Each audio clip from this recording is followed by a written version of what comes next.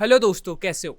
तो भाई आज अपन अपने एरे की सीरीज़ को थोड़ा सा आगे बढ़ाते हैं और आज अपन लीड कोड का एक नया क्वेश्चन करते हैं जिसका नाम है रोटेट द एरे, जो कि आपको लीड कोड में मिल जाएगा 189 पे। ठीक है, तो देखो भाई ये क्वेश्चन है ना मीडियम लेवल का है। और ये क्वेश्चन अपन से बस इतना कहता है कि अपन को एक एरे है, उसमें कुछ एलिमेंट्स है, उसको घुमा के उसको रीअरेंज करना है, बस इतना सा प्रॉब्लम है। तो लेट मी एक्सप्लेन यू कि भाई ये क्वेश्चन क्या कहता है फ्रॉम अ एग्जाम्पल। ठीक है, तो सबसे पहले अपने पास दो चीज़ें रहेंगी। एक नम्स का एरे रहेगा जो कि लाइक ऐसा है, वो 1 with 2 with 3 4 and 5 and 6 and 7। ठीक है, ये अपने पास एरे है और अपने पास एक के की वैल्यू है जो 3 है।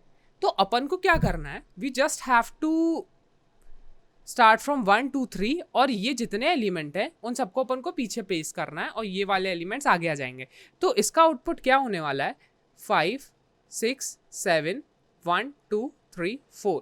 ठीक है, तो ये इनपुट है, अपन को उसको ऐसा बनाना है। ठीक है, तो लेट्स नो कि उसको कैसे अपन सॉल्व कर सकते हैं। ठीक है, तो सबसे पहले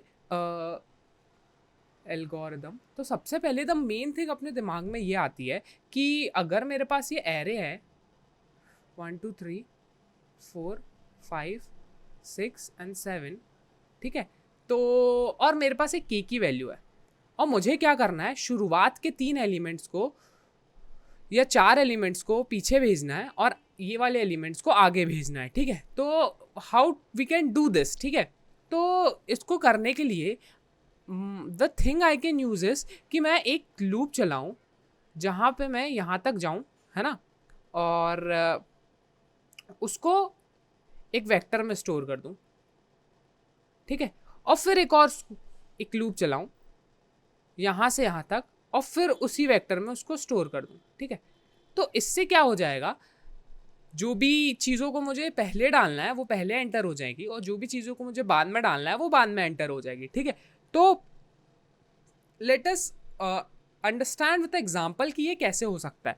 सबसे पहले अपन को एक के की वैल्यू दी है 3। ठीक है, तो अपन क्या कर सकते हैं, we just have to like reverse the order, है ना। तो एक बार अपन फिर से लिख लेते हैं एग्जांपल 1 2 3 4 5 6 एंड 7। ठीक है, तो ये हैं वो नंबर्स जिनको अपन को आगे पहुंचाना है, यहाँ से एरे को रोटेट करना है और ये वाले नंबर्स पीछे आ जाएंगे। तो the thing I can do is एक लूप चलाता हूँ मैं पीछे से कहाँ तक, यहाँ तक। ठीक है, और उसको एक वेक्टर आंसर में स्टोर कर लेता हूँ। ठीक है, तो अगर मैंने ऐसा किया तो वो लूप कैसे ट्रैवर्स होगा कि वो जो पहले यहाँ पे है, तो इस वेक्टर में पहले 5 चला गया, फिर उसके बाद 6 चला गया, फिर 7 चला गया। तो अभी आंसर वेक्टर में ये सब वेरिएबल्स हैं। ओके, अब क्या करूँगा, मैं एक लूप शुरुआत से चलाऊँगा जो कि 0 से जाएगा कहाँ तक, n-k तक। ठीक है, तो इससे क्या होगा, बाकी के जितने एलिमेंट्स हैं वो मैं अपने आंसर वाले वेक्टर में डाल सकता हूँ। तो आंसर वाला जो वेक्टर था वो क्या था, 5 6 7। अब मैंने 1 से लूप चालू किया तो 1 2 3 4।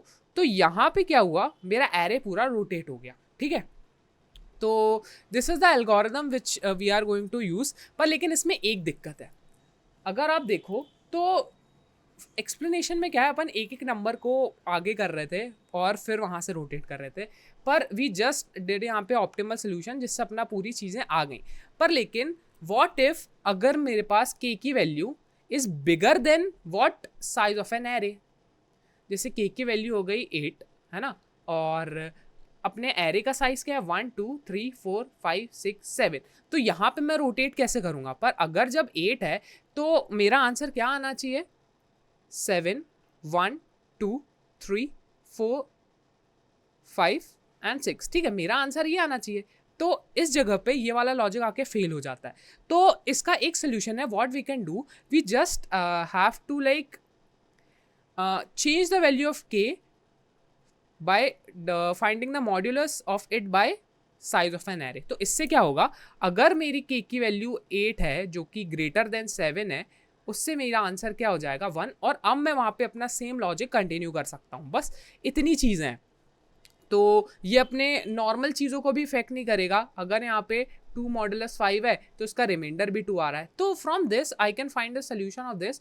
और एक केस और लिखना पड़ेगा अपन को कि अगर k 0 है तो we just have to return same array. ठीक है, तो ये चीज़ है. तो how we can like write the algorithm for this. तो सबसे पहले क्या करना है, अपन को k का वैल्यू चेक करना है कि भाई ये कैसा है by finding the remainder with respect to n. और फिर उसके बाद अपन को एक लूप चलाना है जिससे लास्ट के जो नंबर है n तक वो एक आंसर वाले एरे में एंटर हो जाए. फिर उसके बाद अगेन एक लूप चलाना है जिससे बाकी बचे हुए चीज़ें आंसर एरे के अंदर एंटर हो जाए. और we just have to return the answer vector. ठीक, तो ये चीज़ है. और let's know how to code this और ट्राई करते हैं उसको चलाने का. तो for this I have written the code and there it is. तो अकॉर्डिंग टू और एल्गोरिथम अपन ने एक वेक्टर बनाया आंसर नाम का. फिर उसमें अपन ने नम्स का साइज डिक्लेयर कर दिया. फिर उसके बाद वी हैव वन कंडीशन कि अगर 0 है तो we just have to return back the same array. फिर उसके बाद अपन ने वही चीज़ करी जहाँ पे अपन एक शुरुआत के n को n-k से चालू करके लास्ट तक जा रहे हैं और जितने भी नंबर्स हैं वो अपन एरे में आंसर में पुश कर रहे हैं. फिर अगेन द सेम थिंग, शुरुआत के जितने बचे हैं उसको पुश कर दिया और एट द एंड अपन ने नम्स को रिटर्न कर दिया. अब लेट्स नो कि भाई ये जो कोड लिखा है वो सही है कि नहीं. Let's try to run it और नो कि भाई ये चल रहा है कि नहीं. ठीक, तो इट्स एक्सेप्टेड और ये कोड चल रहा है. आई होप आपको ये पूरा कॉन्सेप्ट और ये वीडियो समझ में आया होगा. अगर आपको अच्छा लगा तो make sure you like and subscribe the channel and thank you for watching. Bye.